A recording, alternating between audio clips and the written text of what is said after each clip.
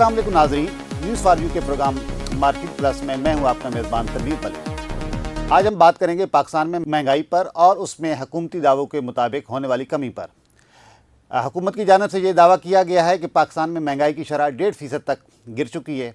वज़ीर-ए-आज़म पाकिस्तान ने अपनी हुकूमत के 1 साल मुकम्मल होने के बाद काबीना के इजलास से खिताब करते हुए कहा कि पाकिस्तान में महंगाई की शरह में 1.5% तक की कमी रिकॉर्ड की गई है। इसका मतलब है कि अफरात ज़र में कमी रिकॉर्ड की गई है।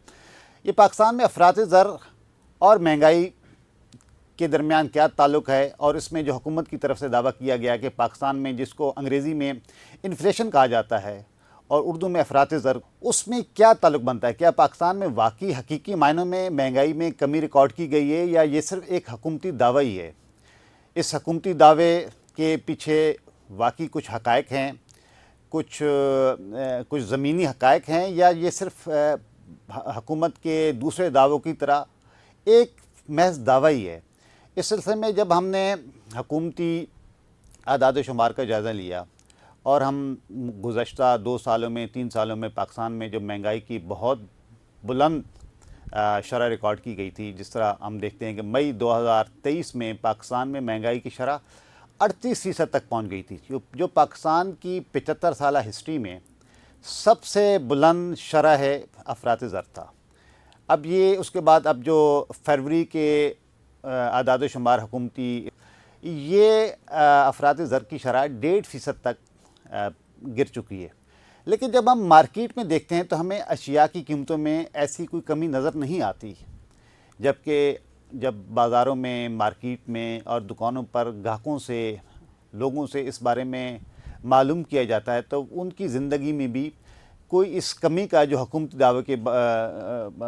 दावे के मुताबिक ये कमी रिकॉर्ड की गई है, इसका कोई असर नज़र नहीं आ रहा। तो हम इसका जब दूसरा पहलू देखते हैं तो उसमें एक बहुत बड़ी चीज़ जो हमें नज़र आ रही है वो है क़ुव्वत ख़रीद। जो आम पाकिस्तानियों की क़ुव्वत ख़रीद है वो हम देखते हैं गुज़श्ता 2-3 सालों में उसमें बहुत बड़ी कमी रिकॉर्ड की गई है। उसकी एक वजह तो मईशत का सिकुड़ना है। पाकिस्तान की जो इस वक्त GDP है, जो पाकिस्तान की मौशी ग्रोथ है, वो गुज़श्ता 3 सालों में तकरीबन औसतन 1.5% के हिसाब से बढ़ी है, जिसका मतलब है कि आपकी मईशत में, क्योंकि पाकिस्तान एक बहुत बड़ा मुल्क है आबादी के लिहाज से, 25 करोड़ के लगभग पाकिस्तान की आबादी है, और अंदाज़ों के मुताबिक और माशी जो तजज़ियाकार हैं उनके मुताबिक पाकिस्तान की मईशत को 5 से 6% औसतन हर साल बढ़ना चाहिए, ताकि इतनी बड़ी आबादी में नई जॉब्स क्रिएट की जा सकें और लोगों की इनकम, वेजेस में इजाफ़ा हो सके। लेकिन हम देखते हैं कि पाकिस्तान की गुज़श्ता 3 सालों में जो GDP ग्रोथ है वो एवरेज 1.5% के हिसाब से बढ़ी है। तो इसकी वजह से पाकिस्तान में नई नौकरियां पैदा नहीं हो सकी, और जो लोग बरसरे रोज़गार हैं उनकी इनकम्स में भी हमें काफ़ी कमी देखने में नज़र आ रही है। तो जब हम मौसी तजज़ियाकारों से और मईशत के मैदान से वाबस्ता लोगों से बात करते हैं, उनसे पूछते हैं, उनसे इस बारे में मालूम करते हैं, तो उनके मुताबिक ये जो अफरात ज़र में होने वाली कमी है उसका असर इसलिए भी हमें नज़र नहीं आ रहा क्योंकि लोगों की वेजेस बहुत कम हो चुकी हैं। वर्ल्ड बैंक के जायज़े के मुताबिक भी पाकिस्तान में 2023 के मुकाबले में 2024 में मज़ीद 1 करोड़ लोग पावर्टी लाइन से, ख़त गुरबत से नीचे चले गए, और लोगों की वेजेस में 30% की कमी हमें नज़र आती है, जिसका मतलब है कि उनकी आमदनी मज़ीद 30% सिकुड़ गई है। तो इस बुनियाद पर हम देखते हैं कि लोग ये नहीं समझते कि महंगाई में कमी हो रही है, और उसके साथ साथ अफरात ज़र में कमी का ये मतलब नहीं है कि जो अशिया की कीमतें हैं वो आज से 2 या 3 साल पहले की सतह पर जो है ना पहुँच चुकी हैं। अभी भी जो 1.5% जो अफरात ज़र की शरह बताई गई है, इसका मतलब है अभी भी 1.5% के हिसाब से महंगाई जारी है। इन्फ्लेशन का ये जो नंबर है, इसका मतलब है कि अफरात ज़र और या चीज़ों की कीमतों में 1.5% के हिसाब से इजाफ़ा हुआ है फरवरी 2025 में, जबकि ये अफरात ज़र जो मई 2023 में 38% जा पहुँचा था। इसका मतलब है उस वक्त चीज़ों की कीमतें 38% के हिसाब से बढ़ रही थी, अब वो शरह 1.5% तक आन पहुँची है। लेकिन کیونکہ چیزوں کی قیمتیں ابھی بڑھ رہی ہیں، دوسری طرف لوگوں کی ویجز، لوگوں کی آمدنی، ان کی انکم میں کمی ریکارڈ کی گئی ہے. تو اس لیے لوگ ابھی بھی یہ شکایت کرتے نظر آتے ہیں کہ پاکستان میں مہنگائی کی شرح میں کوئی کمی ریکارڈ نہیں کی گئی ہے، اور یہ فقط ایک حکومتی دعویٰ ہی ہے جو دوسرے حکومتی دعووں کے مطابق صرف ایک زبانی جمع خرچ ہی ہے. تو اس سلسلے میں ہم نے معیشت کے سے وابستہ اور معاشی امور سے وابستہ افراد سے بات کی ہے، جس میں پاکستان میں جو ایک معیشت کا ایک بہت بڑا نام ہے، جو حکومتی اداروں سے بھی وابستہ رہے ہیں، ڈاکٹر کیسر بنگالی سے ہم بات کرتے ہیں اس سلسلے میں. وہ اس سلسلے میں کیا بتاتے ہیں، وہ اس حکومتی دعوے کو کس نظر سے دیکھتے ہیں، وہ کیا سمجھتے ہیں کہ جو حکومت دعویٰ کر رہی ہے وہ حقیقت پر مبنی ہے یا یہ صرف ایک دعویٰ ہی ہے. اور ڈاکٹر کیسر بنگالی پاکستان میں وفاقی صوبائی حکومتوں، 2 سندھ اور بلوچستان کی حکومتوں کے ساتھ جو ہے نا منسلک رہے ہیں، یا وہ منصوبہ بندی کے مشیر بھی رہے ہیں، NFC میں ان دونوں صوبوں کے ممبر بھی رہے ہیں وفاق میں. تو جی ہم ان سے بات کرتے ہیں اس سلسلے میں. آفیشیل فگر ہمیں میسر نہیں ہے، لیکن کوئی ورلڈ بینک کی طرف سے بھی کچھ آیا ایسے معاملات، اعداد و شمار، اور کچھ انڈیپینڈنٹ جو اکانومسٹ ہے کہ پاکستان میں ایک سال میں کوئی 1 کروڑ سے زیادہ لوگ پاورٹی لائن میں چلے گئے. یہ بات کس حد تک جو ہے نا ٹھیک ہے؟ کیا بات یہ کہ اگر 1 سال میں گئے ہیں نا تو اس کا ایسٹیمیٹ آپ کم سے کم 3 سال کے بعد لگا سکتے ہیں. غربت کا ڈیٹا ایسا نہیں ہے کہ صبح آپ کو پتہ چلا اور شام کو آپ نے اعلان کر دیا. اس کا ڈیٹا جمع کر کے اس کا جو ہم کیلکولیشنز ہوتی ہے، ایسٹیمیشن، اس میں تھوڑا ٹائم لگتا ہے. تو 2 سال تو کم سے کم لگتا ہے. یہ کوئی کہہ رہا ہے کہ پچھلے سال اتنا تھا ابھی اتنا ہے، وہ ایسے اندازہ لگا رہے ہیں. لیکن یہ ہمیں پتہ ہے کہ غربت میں اضافہ ہوا ہے. ہم آس پاس دیکھ رہے ہیں، ہم ایسے لوگوں کو جانتا ہے، کم سے کم 20 خاندانوں کو میں ذاتی طور پہ جانتا ہوں جن کی نوکری ختم ہو گئی ہے، اور اب وہ مسائل ہے گھر میں روٹی کے. گاڑی کھڑی ہے گھر میں، پیٹرول کے پیسے نہیں ہیں اور بس کے کرائے کا بھی پیسہ نہیں ہے. تو ڈاکٹر صاحب یہ جو ہمارا ایک اور ایشو ہے ٹیکسوں کی بھرمار، سیلری کلاس پہ ٹیکس، انڈسٹری پہ ٹیکس، فلان ٹیکس، یہ ٹیکس، سیل. تو کوئی آپ اس کے بارے میں فرمائیں کہ یہ ایک تو ایسا یقین ہے کتنا کوئی انسٹرومنٹل رہی ہے ساری صورتحال میں کہ انویسٹمنٹ اٹریکٹ کرے پاکستان میں، اور پاکستان میں اس وقت جو ہے نا FDI کی موجودہ پوزیشن ہے کیا، اور جو وزیر اعظم صاحب کہہ رہے ہیں مقامی سرمایہ کاروں کو انویسٹ کریں، تو یہ کیا صورتحال ہے اس پر؟ کہ کسی وزیر اعظم کے کہنے پہ تو انویسٹمنٹ نہیں ہوگی. جو سرمایہ دار اپنا سرمایہ لگاتا ہے کہیں بھی، وہ یہ دیکھتا ہے کہ معیشت کے اعداد و شمار کیا ہے، آگے کیا ہم دیکھتے ہیں، اشیاؤں کی ڈیمانڈ کتنی ہے، اس میں ایکسپورٹ کا پوٹینشیل کیا ہے وغیرہ، یہ ساری چیزیں دیکھتے ہیں، اس کے بعد انویسٹ کرتے ہیں. پچھلے 40 سال سے نمبر دے رہا ہوں، پاکستان کا جو معاشی ڈھانچہ ہے وہ صنعت کے خلاف ہے، اور حکومت کی پالیسی جو ہے، معاشی ڈھانچہ جو ہے، وہ سرمایہ کو یہ کہتا ہے کہ آپ اسٹاک مارکیٹ اور پراپرٹی مارکیٹ میں سٹے بازی میں پیسے کمائیں. تو یہی ہو رہا ہے، کارخانے بند ہو رہے ہیں، وہ پیسے لوگ لگا رہے ہیں سٹے بازی میں، اسٹاک مارکیٹ میں، اور اس میں انڈسٹری میں نہیں آ رہا، انڈسٹری سے جا رہا ہے پیسہ، آ نہیں رہا، جا رہا ہے پیسہ. تو اگر وزیر اعظم یا کوئی بھی چاہتا ہے کہ سرمایہ کاری ہو، تو پہلے تو وہ جو معاشی ڈھانچہ ہے اس کو بدلنے کی ضرورت ہے، اور اسٹاک مارکیٹ، پراپرٹی مارکیٹ اور امپورٹ مارکیٹ، امپورٹڈ اشیاء کی مارکیٹ میں جو سٹے بازی ہے، جو انڈر انوائسنگ ہے، وہ سارا بند کرے. اور وہ بند ہو سکتا ہے. یہ بند کریں گے تو پھر سرمایہ جائے گا صنعت کی طرف. صنعت کے لیے ضروری ہے کہ 18% ٹیکس ریٹ پہ کوئی انویسٹ نہیں کرے گا، اسے آدھا کرنے کی ضرورت ہے. اور بجلی کی قیمت کم کرنے کی ضرورت ہے. بجلی کا بل آپ دیکھیں، اس میں کئی 5-6 ٹیکسز لگے ہوئے ہیں، وہ ہٹائیں ٹیکسز کو. تو یہ ایک راستہ ہے صنعت میں انویسٹمنٹ کا. SIFC تو ایک غیر آئینی ادارہ ہے, اس کا کوئی کام نہیں ہے. اور جو خبریں مجھے ملی ہے وہ یہ کہ SIFC میں کوئی خاطر خواہ ڈسکشن نہیں ہوتی ہے.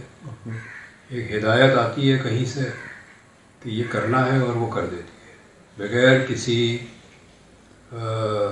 انالیسس کے. پہلے یہ کہا گیا کہ SIFC جو ہے غیر ملکی سرمایہ لائے گی, $1 نہیں آیا. ابھی تک کوئی $1 نہیں آیا. کون انویسٹ کرے گا ادھر؟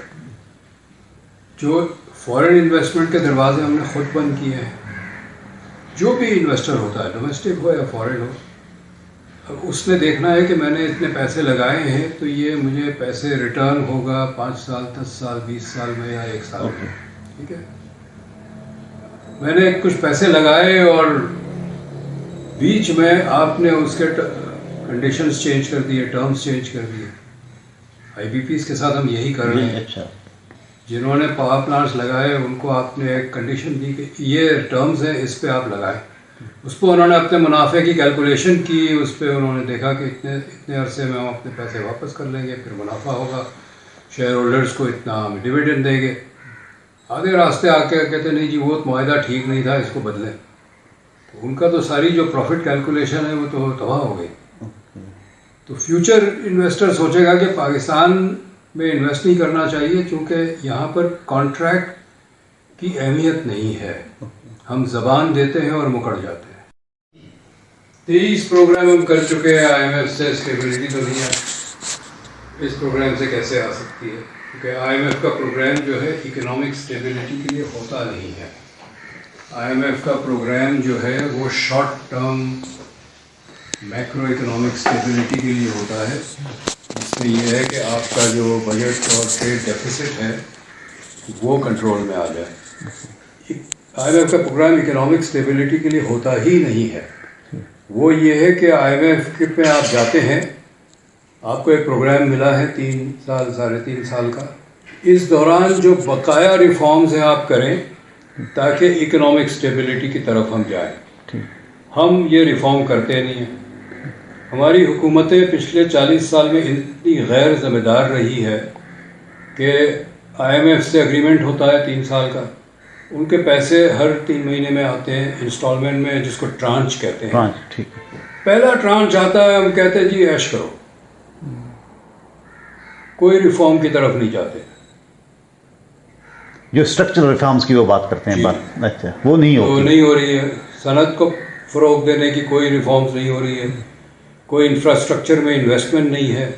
ہمارا جو انفراسٹرکچر ہے زراعت کا اور صنعت کا وہ اتنا خراب ہو گیا ہے کہ پروڈکٹیوٹی گر گئی ہے. ہم بالکل کبھی گندم کی فصل اچھی ہوتی ہے تو کپاس کی خراب ہو جاتی ہے, کپاس کی اچھی ہوتی ہے تو گنے کی خراب ہو جاتی ہے. معیشت میں اسٹیبلٹی نہیں ہے اور یہ پچھلے 40 سال سے ہو رہا ہے, آج کی بات نہیں ہے. ہر حکومت ذمہ دار ہے اس کی.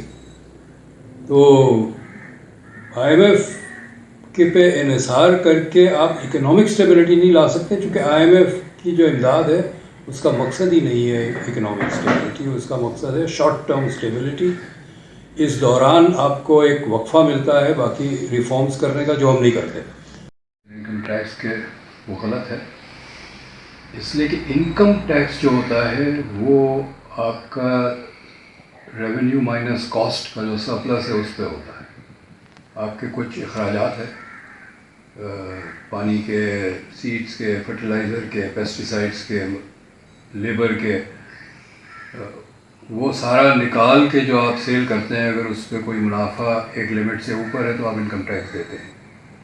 تو جو یہ کہتے ہیں کہ ہم پہلے ہی بہت ٹیکس دیتے ہیں, یہ ویلڈ آرگیومنٹ نہیں ہے, کیونکہ انکم ٹیکس ٹوٹل ریونیو پہ نہیں ہے, سرپلس پہ ہے. لیکن پاکستان میں جو اور انصاف یہ ہے کہ سب اپنا ٹیکس دیں, چاہے وہ صنعت کار ہو, ایگریکلچرسٹ ہو, یا کوئی وکیل ہو جو بڑے پیسے کماتا ہے, یا ڈاکٹر ہے.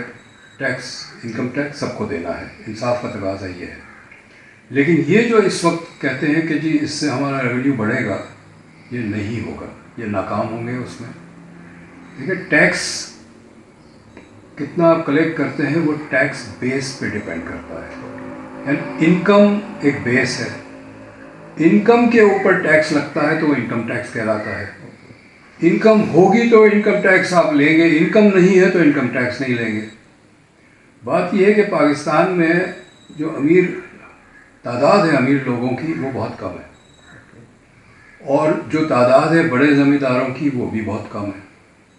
تو جب زمیندار نمبر میں کم ہے تو کتنا ٹیکس دیں گے؟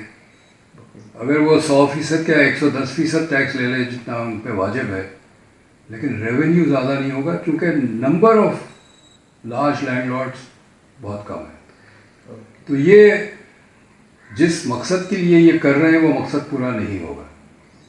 اور یہ ایک انٹرنیشنل لینڈرز کی ایک لینڈر کی کنڈیشن پہ یہ آپ سمجھتے ہیں ٹھیک ہے؟ کیونکہ آئی ایم ایف آپ یہ سمجھتے ہیں آئی ایم ایف کی ڈیمانڈ ٹھیک ہے، یا ہمیں یہ جو بیرونی ڈکٹیشن پہ ہم بہت ساری چیزیں کرتے رہتے ہیں یہ کیا یہ بات یہ کہ صرف بیرونی ڈیمانڈ نہیں ہے، ہمارے اپنے اکانومیز بھی جو ہے وہ جو فارن کنسلٹنسیز پہ کام کرتے ہیں وہ بھی ان کی زبان بولتے ہیں.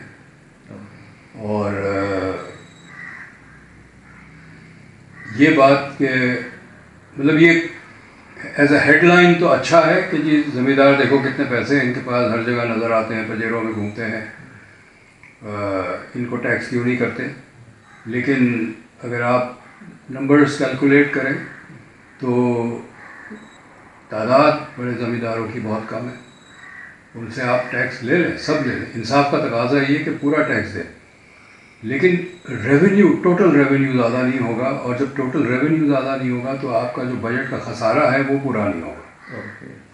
تو اس لحاظ سے میں کہہ رہا ہوں اچھا جو غیر ملکی ادارے ہیں وہ تو اس بات کو نہیں سمجھنے کو تیار ہے، وہ کہتے ہیں کہ ٹیکس لگاؤ. انفیکٹ اس وقت تو ڈیمانڈ یہ ہے کہ ہر جگہ ٹیکس لگاؤ. جو منیمم لیول ہے سیلری کا وہ بھی انہوں نے کم کروا دیا. اب وہ کچھ ملٹی نیشنل کارپوریشنز میں ڈرائیورز اور پی اینز بھی ٹیکس دے رہے ہیں کیونکہ آپ نے اس کا لیول وہ گرا دیا. پھر کل کو آپ فقیروں پہ بھی ٹیکس لگا دیں گے کہ جی فقیر بھی بڑے پیسے کماتا ہے تو اس پہ بھی ٹیکس ہونا چاہیے. تو ٹیکس کا نظام جو ہے ہمارا بھتے کا نظام ہو گیا ہے. پاکستان کے صدر آصف زرداری صاحب نے ایک بیان دیا نواب شاہ نے کچھ دنوں پہلے، چلو ٹیکس لگتا ہے تو لگنے دیں، ہم ذرا اپنے دانے مثلاً گندم کے دانے کم بتا دیں گے، اس کا مطلب پیداوار کم بتا دیں گے تو پھر جو ہے نا وہ ٹیکس بھی کم دینا پڑے گا. تو آپ اس اسٹیٹمنٹ کو کیسے دیکھتے ہیں؟ یہ بات کیسی آپ کو لگی ہے؟ آپ اس کو کیسے ویو کرتے ہیں؟ ٹیکس بچانے کی تو سب کوشش کرتے ہیں. جب کیش میں فیس لیتا ہے تو نہیں شو کرنا چاہتا کہ میں نے اتنی فیس لی ہے، وکیل بھی نہیں کرتا. لیکن ریاستی ڈاکٹر صاحب بہت شکریہ. مہربانی صاحب.